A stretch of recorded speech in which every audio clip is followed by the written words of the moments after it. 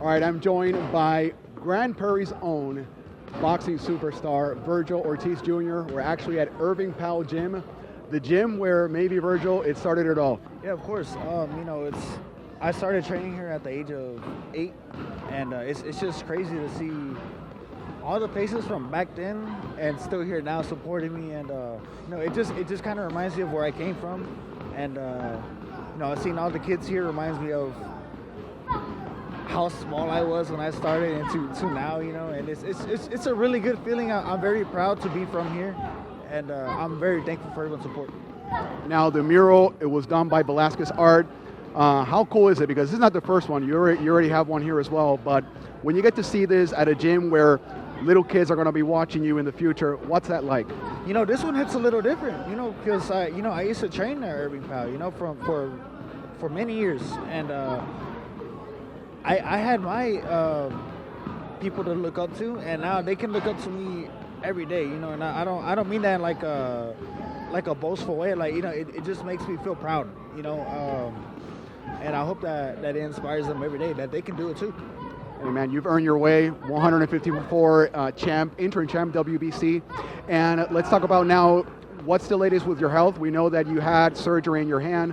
How's that coming up, and how are you feeling? Yeah, it feels great. It's right here for the camera right here. No, it feels great. I'm already doing physical therapy. I'm going to start hitting things this coming week, and it's going well.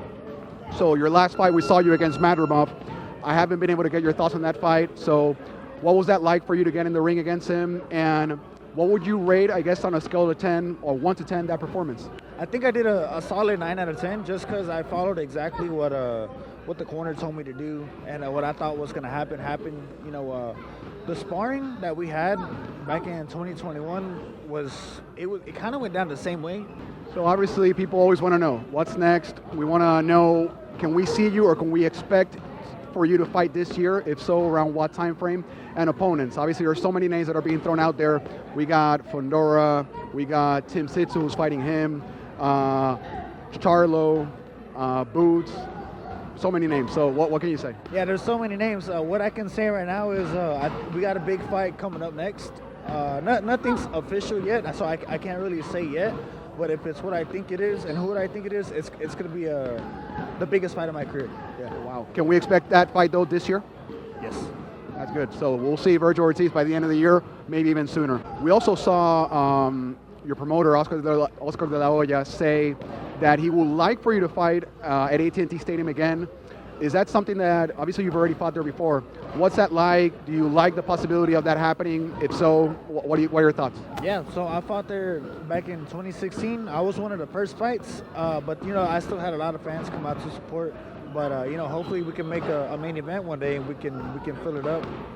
And I've been there for other fights, other main events, and it gets packed and it gets loud. So I hope that if I ever fight there, it gets like that.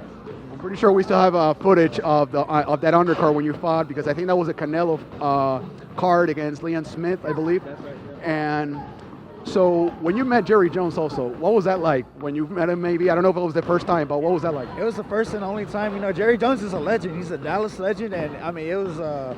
I met so many people for the first time that day. I met Canelo, I met Oscar, and I met Jerry Jones. So my mind was just it was already blown away. So I didn't even know what to think. It was really cool meeting Jerry Jones, and I hope to meet him again soon.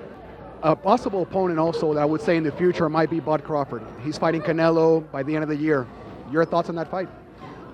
Man, Bud Crawford or Canelo and Crawford, or me and Canelo? I will go first, with Crawford Canelo, considering that Crawford might be an opponent that you might face in the future. Yeah, so Crawford and Canelo, I think that's a good fight. I lean towards Canelo, just because I think he's just a bigger fighter. I don't want to say he struggled, but the fights that he's lost and are close are to bigger fighters. I don't know if Crawford has the size necessary to push back Canelo to keep him off. But that being said, Crawford very smart. He hits hard. He had his whole 147 run were all knockouts. That's crazy. So he definitely has a puncher's chance, and he has a big brain, a thinker's chance. I think he has what it takes to be Canelo, I just don't think that it's gonna happen.